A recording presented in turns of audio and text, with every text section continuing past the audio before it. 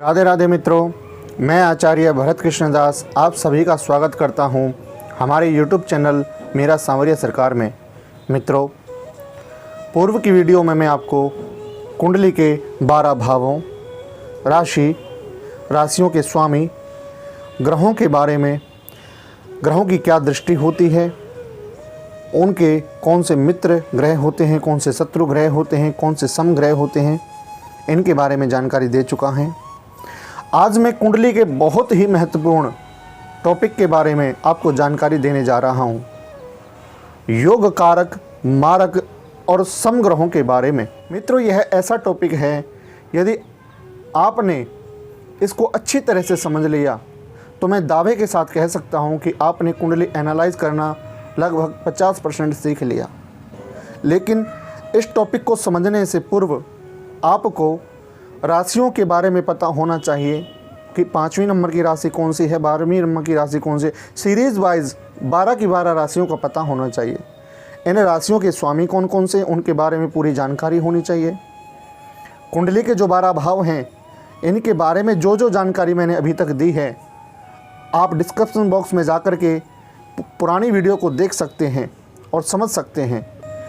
जैसे कि मैंने कुंडली के 12 भावों के बारे में बताया है, इसको लगन भाव कहते हैं, इनको हम त्रिक भाव कहते हैं। 6, 8 और 12 जो भाव होते हैं वो त्रिक भाव होते हैं। प्रथम, 5वां और 9वां भाव कुंडली का मूल त्रिकोण भाव कहलाता है। पहला, चौथा, 7वां और 10वां भाव कुंडली का केंद्र भाव कहलाता है। इनके बारे में मैं इनका फलादेश के बारे में बता चुका हूँ आपको कि क्या क्या फल देते हैं। आपको इनके बारे में पूर्ण जानकारी होना परम आवश्यक है। यदि आप इनके बारे में जानते हैं तो आप इस वीडियो को देख सकते हैं, नहीं तो आप पुरानी वीडियो को पहले देखिए, समझिए, फिर योग कारक और मारक ग्रहों को आप समझ सकते हैं। तो आइए वीडियो को शुरू करते हैं। आज की वीडियो में हम मेष लगन और वृष लगन के योग कारक, मारक और सम ग्रहों के बारे में जानेंगे। सबसे पहले शुरू करते हैं मेष लगन। देखिएगा, इस कुंडली के जो प्रथम भाव है, जिसको लगन भाव कहते हैं, वहाँ पर कुछ राशि अंकित होते हैं। जैसे कहीं पर 5 लिखा होता है, कहीं पर 7 लिखा होता है, कहीं पर 11, कहीं पर 12, यहाँ 1 लिखा हुआ है। इसका अर्थ है, 1 का अर्थ है पहली राशि मेष राशि, जिसके स्वामी होते हैं मंगल देवता। मंगल देवता इस कुंडली के राजा कहलाए जाएंगे, यह लग्नेश कहलाए जाएंगे। मंगल देवता इस कुंडली के सबसे योग कारक ग्रह में आते हैं, क्योंकि यह लग्नेश हैं। बेशक इनको 8वां स्थान मिला है, जो कि मृत्यु का भाव होता है, लेकिन लग्नेश को इसका दोष नहीं लगता है। आइए हम बाकी के 11 भावों को जानते हैं कि कौन कौन से भाव योग कारक ग्रह में आते हैं और कौन से भाव मारक ग्रह में आते हैं। तो दूसरे भाव के बारे में बात करते हैं, जहाँ पर 2 लिखा है। 2 का अर्थ है वृषभ राशि, जिसके स्वामी हैं शुक्र। आप यहाँ ध्यान दीजिएगा, ये आपस में मित्र होते हैं। जहाँ दानव लिखा है, जहाँ देवता लिखा है, वो आपस में मित्र होते हैं। जैसे सूर्य के बृहस्पति, चंद्र, मंगल मित्र हैं, उसी तरह से शुक्र के शनि, राहु, केतु मित्र होते हैं। लेकिन ये आपस में एंटी पार्टी हैं। दानव देवताओं के शत्रु हैं और देवता दानवों के शत्रु होते हैं। लेकिन बुध जो हैं वो सेंटर में हैं। इसका क्या मतलब है कि बुध दानवों के तो मित्र होते हैं, शुक्र के मित्र हैं, शनि के मित्र हैं, राहु के मित्र हैं, केतु के मित्र हैं। लेकिन देवताओं में केवल सूर्य और बृहस्पति के मित्र हैं, चंद्र और मंगल के शत्रु हैं। तो आइए दूसरा भाव, जहाँ पर वृष राशि लिखी है, शुक्र इसके स्वामी होते हैं। जो लग्नेश हैं मंगल के शुक्र क्या हैं, देखिएगा, मंगल जो हैं वो देवता ग्रहों में आते हैं और शुक्र दानव ग्रहों में आते हैं। तो इस तरह से ये दोनों आपस में शत्रु हुए। तो मंगल देवता ने शुक्र को दूसरा भाव दिया है, जो कि धन का भाव है। लेकिन शुक्र की दूसरी राशि जो है वह 7वीं राशि सप्तम भाव में है। अष्टमेश थ्योरी के अनुसार सप्तम भाव को अच्छा नहीं माना जाता, सामान्य रूप से मारक स्थान माना जाता है। इसलिए शुक्र जो हैं वह इस कुंडली में मारक ग्रह की श्रेणी में आते हैं। अब तीसरे स्थान की बात करते हैं, जहां 3 लिखा हुआ है। 3 का अर्थ है मिथुन राशि। मिथुन राशि के स्वामी हैं बुध और मंगल। जहां मैंने अभी आपको बताया है कि मंगल के जो बुध देवता हैं वो आपस में शत्रु हैं। मंगल ने बुध को तीसरा स्थान दिया है, छठा स्थान जो कि त्रिक भाव का स्थान है। इसलिए यह जो बुध देवता हैं वह इस कुंडली के मारक ग्रह माने जाएंगे। चौथे भाव की बात करते हैं जहां 4 लिखा हुआ है। 4 का अर्थ है कर्क राशि। कर्क राशि के जो स्वामी होते हैं वह हैं चंद्रमा।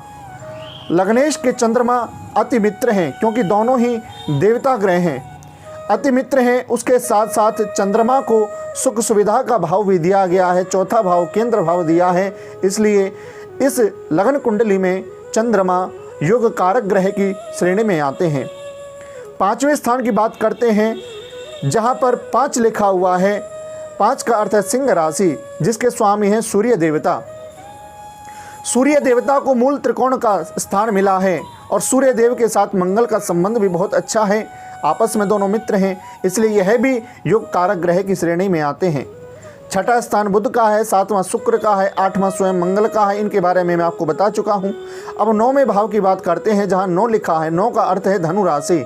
धनु राशि के स्वामी हैं गुरु देवता। गुरु और मंगल का जो संबंध है बहुत अच्छा मित्र संबंध है और गुरु को मूल त्रिकोण की राशि मिली हुई है।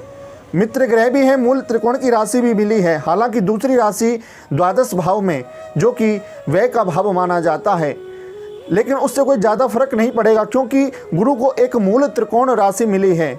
इसलिए गुरु इस कुंडली में योग कारक ग्रह की श्रेणी में आते हैं। अब बात करते हैं 10वें और 11वें स्थान की, जहाँ पर 10 और 11 लिखा है। दोनों की दोनों राशि मकर और कुंभ शनि देवता की राशि हैं। मित्रों, यह बहुत ध्यान देने की बात है कि मित्र नहीं है शनिदेव मंगल के, अपितु शत्रु हैं। तो क्या यह योग कारक होंगे या मारक होंगे, इस बात को बड़े ध्यान से समझें। देखिएगा, शनि इस कुंडली में समग्रह में आएंगे। क्यों? क्योंकि है मंगल के लग्नेश के शत्रु हैं, लेकिन उसके साथ साथ इनको बहुत अच्छा स्थान मिला है। 10वां स्थान केंद्र भाव हो गया और एकादश स्थान लाभ भाव हो गया। दोनों ही स्थान शनिदेव को अच्छे स्थान मिले हैं, लेकिन योग कारक नहीं कहे जाएंगे। क्यों? क्योंकि मंगल के शत्रु हैं। लग्नेश के शत्रु होने के कारण इनको हम समभाव में रखेंगे। दशा अंतरदशा में ये अपना उसी हिसाब से फल देंगे जिस हिसाब की यह कुंडली है। तो मित्रों, हमने यहाँ पर मेष लग्न की योग कारक मारक और समग्रहों की बात की है, जिसमें मंगल गुरु सूर्य चंद्रमा योग कारक हैं, बुध और शुक्र मारक हैं, शनि समग्रह में आते हैं। मित्रों, अब मैं आपको जानकारी देने जा रहा हूँ वृष लग्न की कुंडली के बारे में। यहाँ पर 2 लिखा है जिसका मतलब है वृष राशि, जिसके स्वामी होते हैं शुक्र देवता। शुक्र देवता, अब इनके 12 भावों में योग कारक और मारक ग्रह कौन से हैं वृष लग्न में, उसकी बात करते हैं। तो लग्नेश हमेशा ही योग कारक ग्रह की श्रेणी में आते हैं, इसलिए प्रथम भाव योग कारक ग्रह में आता है, जिसके स्वामी है शुक्र देव। इसलिए शुक्र देवता को योग कारक ग्रह की श्रेणी में हम लाते हैं। दूसरे घर की बात करें जिसमें तीसरी राशि लिखी हुई है, जिसके स्वामी हैं बुध। बुध देवता शुक्र देवता के मित्र माने जाते हैं और शुक्र देवता ने बुध को धन का स्थान दिया हुआ है। दूसरा स्थान त्रिकोण का दिया हुआ है, मूल त्रिकोण का। दोनों ही स्थान बहुत अच्छे दिए हैं शुक्र देवता ने बुध देवता को, इसलिए बुध को भी योग कारक ग्रह की श्रेणी में लाते हैं। बात करते हैं तीसरे स्थान की। तीसरा स्थान जो कि चौथी राशि यहाँ पर बैठी हुई है, कर्क राशि, जिसके स्वामी हैं चंद्रमा। चंद्रमा शुक्र के शत्रु ग्रह हैं और स्थान भी अच्छा नहीं दिया है, स्थान भी बहुत मेहनत का दिया है, इसलिए चंद्रमा आते हैं मारक ग्रह की श्रेणी में। 5वें घर की हम बात कर चुके हैं। छठे घर में शुक्र की स्वयं की राशि है। 7वें घर की बात करते हैं। 7वें घर में 8वीं राशि वृश्चिक राशि है, जिसके स्वामी हैं मंगल देवता। मंगल देवता जो कि शुक्र के शत्रु माने जाते हैं, और स्थान कौन कौन से दिए हैं? शुक्र ने मंगल को 7वां स्थान दिया है, और द्वादश स्थान दिया है जो कि व्यय का भाव है। अष्टम थ्योरी के अनुसार 7वां स्थान भी अच्छा नहीं माना जाता और यह खर्चे का स्थान माना जाता है, हानि का स्थान माना जाता है। इसलिए दोनों ही स्थान अच्छे नहीं मिले हैं और शत्रु भी हैं लग्नेश के, इसलिए मंगल देवता मारक ग्रह की श्रेणी में आते हैं। अष्टम भाव की बात करते हैं जहां पर 9वीं राशि धनु राशि है जिसके स्वामी हैं गुरुदेव बृहस्पति। बृहस्पति और शुक्र आपस में अति शत्रु हैं और स्थान भी अच्छा नहीं मिला है, मृत्यु का भाव मिला है।